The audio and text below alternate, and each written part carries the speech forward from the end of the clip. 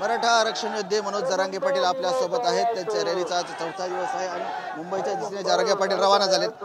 दादा, प्रचंड मोठा प्रतिसाद आहे या रॅलीला। मराठा समाज आरक्षणासाठी आता रस्त्यावर उतरलाय, कसं सांगाल?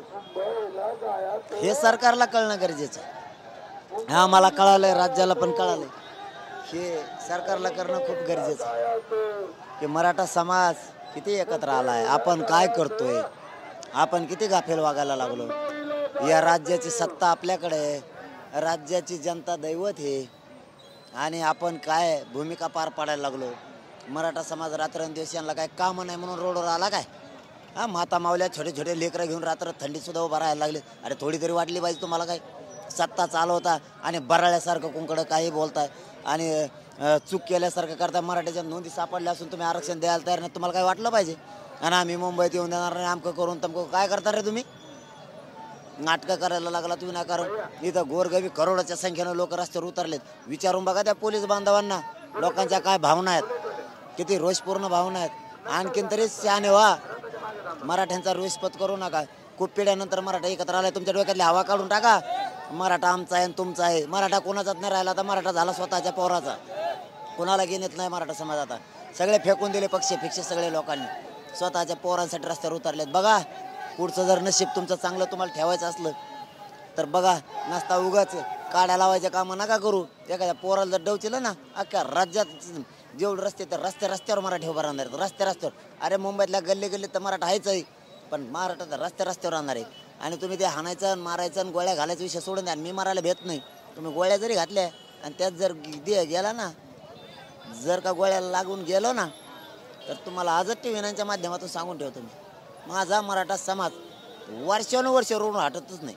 24 घंटे आंदोलन होणार आणि तुमचा कायमचा मराठी राजकीय सुपडा साफ करून टाकणार, कायमचा आयुष्यभरासाठी। ध्यानात ठेवा माझा शब्द। तुम्ही नुसतं बघा, तुम्हाला मुंबईत कवाच तुमच्या हातातून गेलीच म्हणून समजायची, पण महाराष्ट्रातला असा रस्ताच नसन की तिथं 24 घंटे वर्षानुवर्ष आंदोलन बंद होणारच नाही। इतक्या ताकदीनं तुमच्या आयुष्यातलं सगळ्यात मोठं पातक तुम्ही केलं, चूक केली, असं तुम्हाला पश्चाताप येईल। पण पश्चाताप सुद्धा तुम्हाला महाराष्ट्र राज्याच्या बाहेर जाऊन करावं लागेल।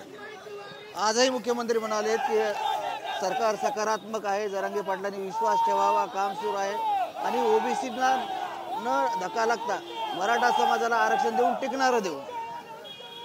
मुख्यमंत्री साहेबांवरती आत्ताही विश्वास आहे, पहिलाही होता। मुख्यमंत्री साहेबांच्या विश्वासावरच 7 महिने दिलेले, 7 महिने साधा आकडा नाही आहे, वेळ एवढा दिलेला आहे। तरी तुम्ही असे चाळाने करून मराठ्यांची फसवणूक करीत असलात। इथून मागं 70 वर्षात तेच झालं, नुसतं मराठ्यांना फसवायचं, घुमवायचं। तुम्ही काही पागल समजेला का आम्हाला? मूर्ख आहेत आम्ही, आम्हाला काहीच कळत नाही। कशाला निघाले त्या लाखानं, मागं 32 किलोमीटर लाईनी। आत्ता हॉकी टॉकीवर सांगितलं, विचारा ना पोलीस बांधवांना तुमच्या, लोकांचे रोज काय रस्त्यावर लोक किती आहेत। 10 फूट सुद्धा अंतर मोकळं नाही आहे, 10 फूट। 2 घंट्याचा रस्ता आहे आमचा सगळा, सुरुवातीपासून मुक्कामापर्यंतचा। त्याला लागायला लागले 14 घंटे तिथपर्यंत जायला। काहीच कळत नाही तुम्हाला? अरे येड्याचं सोंग घेऊन कशाला विदूषकपणा करता? मनाचं थोडे तुम्ही क्षमता वापरा। आणि हे जनता दैवत आहे, तुम्हाला राजगादीवर बसलेले। सोडा प्रश्न, आणखीन वेळ हातातून गेलेला नाही। एकदा मुंबईत गेलो रे माघारीत येणारच नाहीत। आणि बाकीचे डोक्यात बी आणू नका, तुमच्या सत्तेची रग असेल तुमच्या अंगात, ते डोक्यात सुद्धा आणू नका। सत्ता येत असते जात असते। एका पोराला जर डवचिलं ना, राज्यातल्या आणि रस्त्यावर तुम्हाला राज्य महामार्गापासून, राष्ट्रीय महामार्गापासून छोट्या छोट्या गाव खेड्यातल्या रस्त्यावर सुद्धा, पांदीच्या रस्त्यावर सुद्धा मराठीच दिसतील तुम्हाला। दादा, सरकार जरी काम करतंय म्हटलं तरी ज्या 54 लाखांच्या नोंदीची 54 लाख नोंदी सापडल्या आहेत, त्या नोंदी संदर्भात सरकारनं काम करावं आपली मागणी होती। 54 लाख नोंदी संदर्भात सरकारनं काय काम केलं, काय आढावा घेतलाय का तुम्ही? कोणाला माहित काय केलं ते?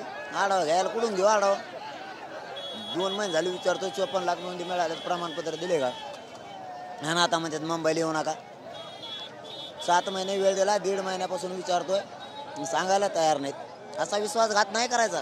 एवढं मोठं समाज, मला काय देणे घेणं नाही कोणाचं, मला माझ्या समाजाचं देणे घेणं आहे। नेते फेत्यांचं मला काय देणे घेणं नाही।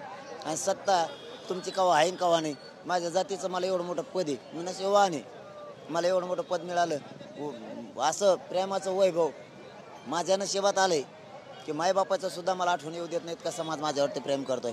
मला याच्यापेक्षा काय मोठं पाहिजे? मी जीव सुद्धा द्यायला तयार या जातीसाठी, पण आता माग हटणार नाही. हे सरकारनं समजून घ्यावं. आणखीन वेळ हातातली गेलेली नाही. सरकारनं गोडी गुलाबीनं मार्ग काढावा, बाकीच्या भानगडीत पडू नये. नसता राज्यातलं आंदोलन कधीच बंद होणार नाही. वर्षानुवर्ष.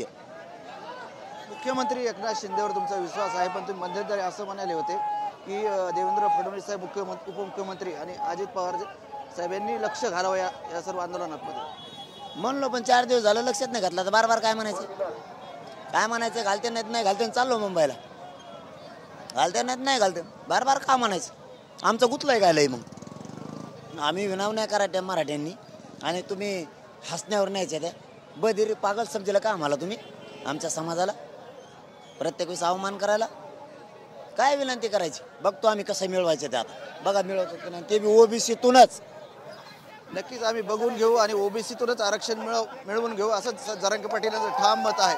आणि मुंबईच्या दिशेने जरांगे पाटील आणि त्यांचा मोठा करोडाच्या संख्येने मोठ्या प्रमाणात मराठा समाज आता मुंबईच्या दिशेने निघालेला आहे. कॅमेरामन हर्षल निक्कमसह संजय सर्वोदय, TV9 मराठी, पुणे.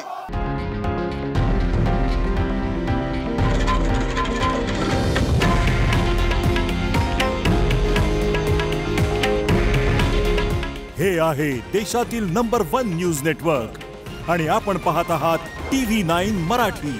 काळजी तुमची, हित महाराष्ट्राचं.